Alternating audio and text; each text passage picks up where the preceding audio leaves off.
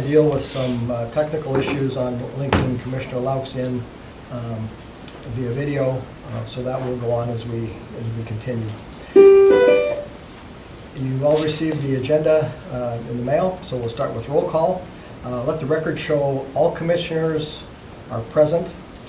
Commissioner Laux is joining via video, but the other 4 commissioners are here in the room. You received the agenda, so we'll ask for approval of the agenda. Move to approve. Motion by Commissioner Dorf, Second. second by Commissioner Boyle-Roloff. All those in favor? Aye. Aye. Any opposed? Any abstained? That's passed. We had one set of minutes in the packet, and that was the regular meeting held April 4th. Are there any changes or additions? Hearing none, I'll entertain a motion to approve. So moved. Moved by Commissioner Boyle-Roloff, seconded by Commissioner Cobb. All those in favor? Aye. Aye. Any opposed? Any abstained? That is passed. Informational reports. Don't want to steal any of Chief Davis's thunder, but we had a mega promotion and swear-in ceremony last month at Lambeau Field.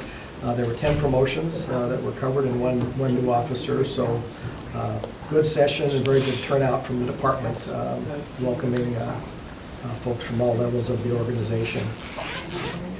And on the fire end, I had a chance to speak to the fire cadets Tuesday of this week, dealing with interviewing and career choices and things like that. The Cadets program is a program for high school age students to learn more about the fire department and potentially have that as a career. And so I spoke to the importance of doing things like that to decide what you want to do and what you don't want to do. And that's been a very popular program.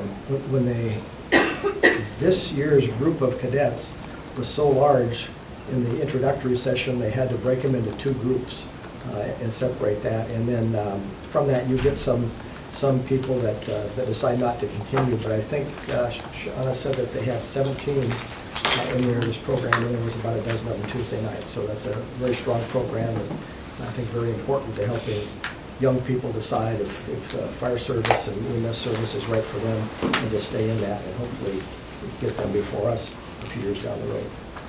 Now I'll turn it over to the chiefs. Well, we start with Chief Knott, since the rest is, please afterwards. Perfect. Perfect. So again, thanks for speaking to the recruits or our cadets. They really enjoyed it, and like I said, it's very popular for them. And so thank you very much for that. Our recruits are progressing well in training. We still anticipate that May 23rd graduation. As we firm that up, we'll make sure that everybody's made aware of that. Just an update on our facilities. Just want to, not really necessarily a purview, but just for information. Our main building, Fire Station 1, our headquarters, is currently out of service indefinitely. That we had a significant water leak, determined to be sewage that was a leak on the 2nd floor and also down at the 1st floor. So we are out of that building indefinitely. Our staff has been distributed to our other fire stations, and we're currently seeking other places to house our operations. Station 5 also sustained, if it doesn't rain, it pours, right? So we had a significant water leak.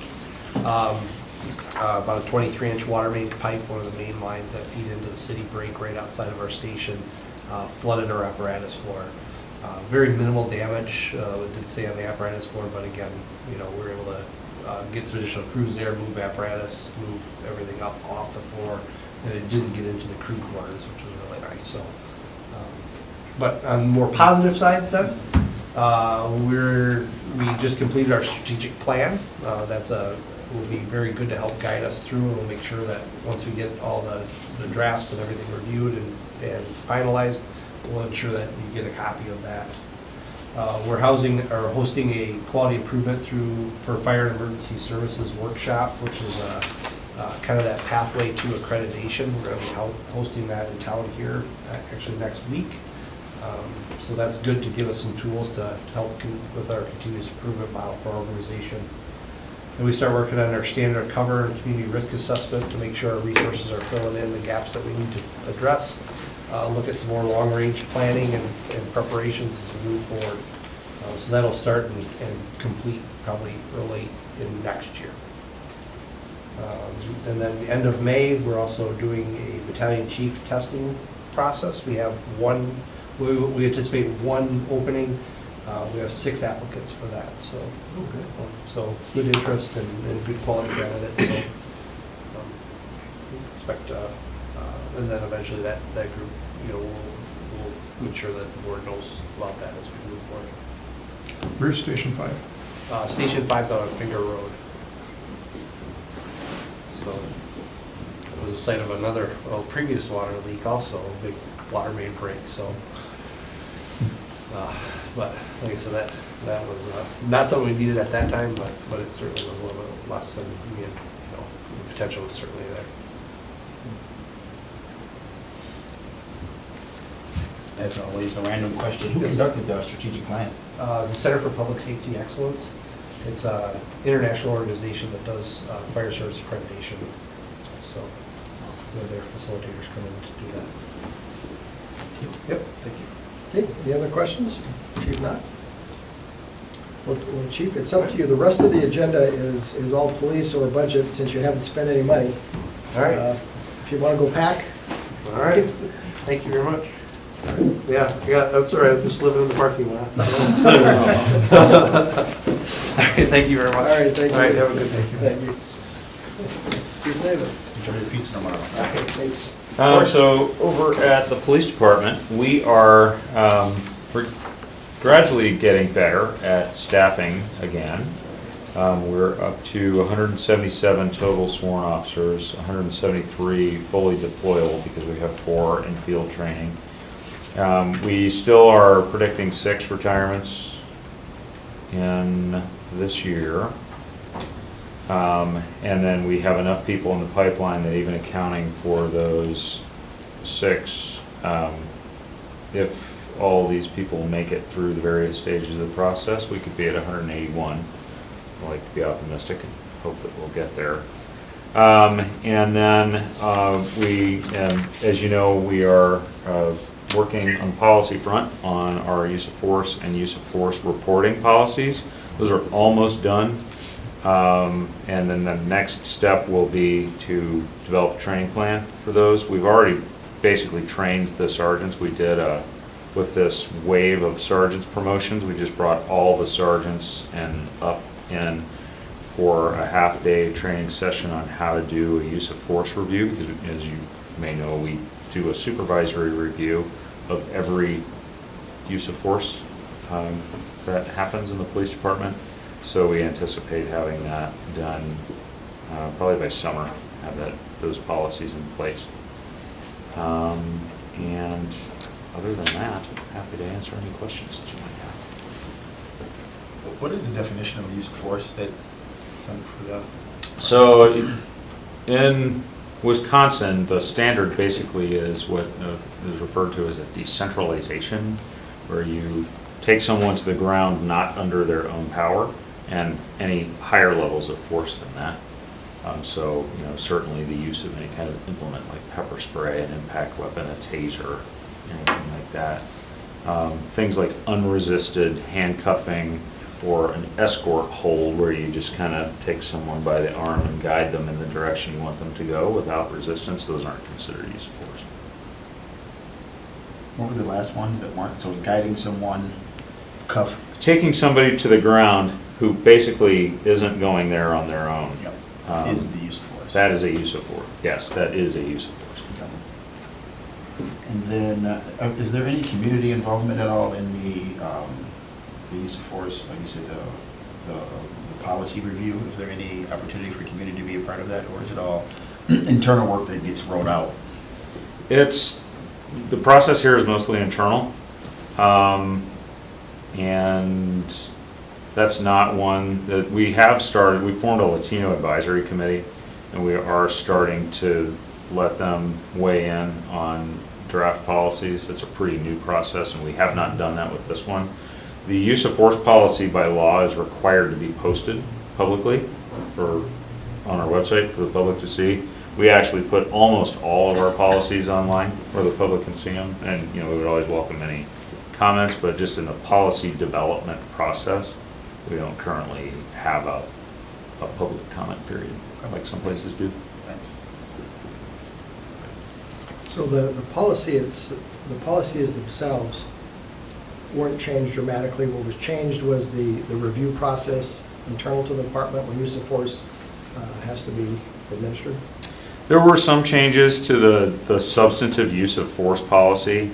There were places like, for example, where in the past an officer would be, the policy would read they should give a warning before using a certain kind of force. We've changed that to say they shall, absent some reason not to, and then we would expect if they don't, that their report explains why. But not wholesale changes, because they really weren't necessary. We currently use an outfit called Lexipol for our policies.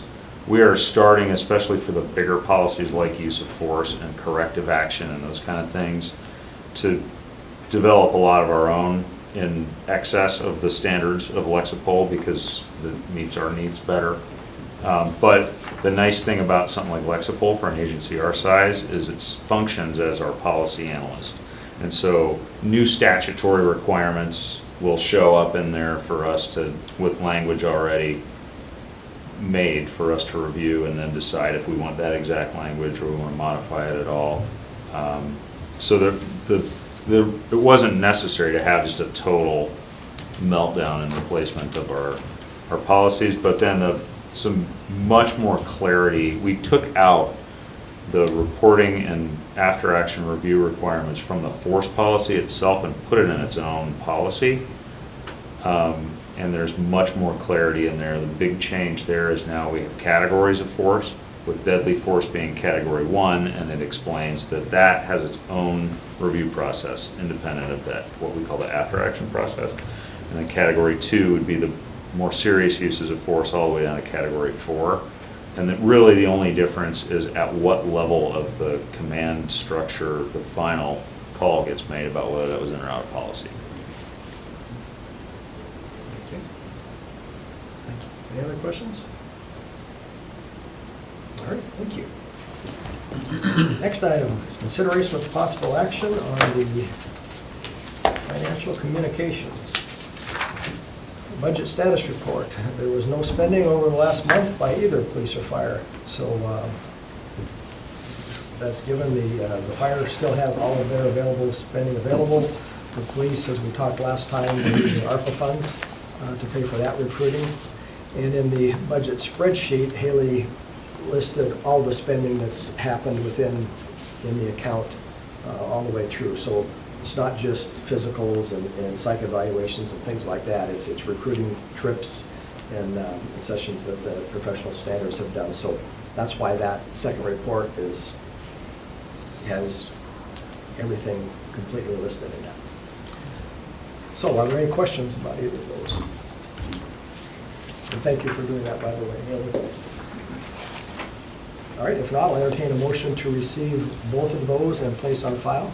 Move to accept and place on file. Second. Motion by Commissioner Dorf, seconded by Commissioner Boyle-Roloff. Any further discussion? Hearing none, all those in favor? Aye. Any opposed? Any abstain? All right, we'll receive those and place on file. And then consideration with possible action on the request to approve the monthly bills. There were psych evaluation bills and physicals for new hires. So if there are no questions on any of those, I'll entertain a motion to approve payment. So moved. Moved by Commissioner Dorf, Second. seconded by Commissioner Cobb. Any further discussion? Hearing none, all those in favor? Aye. Any opposed? Any abstain? All right, we'll pay the bills.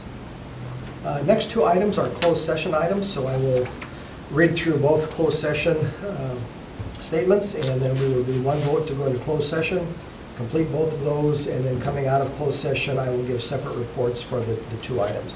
First item is consideration with possible action on the review of patrol officer candidate backgrounds.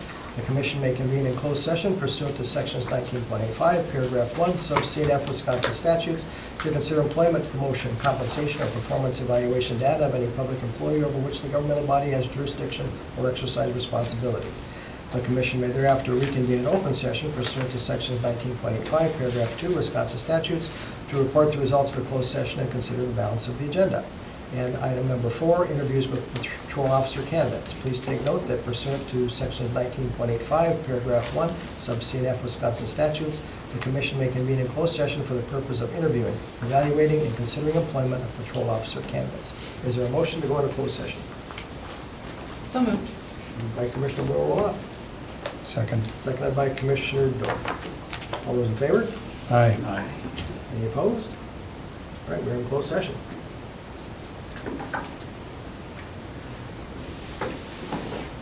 Okay, are we able to hear John yet, or? Jim's ready? We're back. All right, we are back in open session. While in closed session, we completed agenda items 3 and 4, which included background reviews and then interviews. On item number 3, we reviewed 11 backgrounds. 3 of those individuals self-removed, either going back to school or took other jobs. There were 4 rejections, and we chose to continue 4 of those into the interview process. Agenda item number 4 included those 4 interviews, and we chose to continue all 4 of those candidates in the hiring process following the interviews. And with that, I'll ask for a motion to confirm that report. So moved. Moved by Commissioner Dorf, Second. seconded by Commissioner Boyle Roloff. Any more discussion? Hearing none, all those in favor? Aye. Aye. Any opposed? Any abstained? All right, report is confirmed. And that completes our agenda. Entertain a motion to adjourn. So moved. Moved by Commissioner Boyle Roloff, Seconded. seconded by Commissioner Dorf. All those in favor? Aye. Any opposed? Aye. We are adjourned.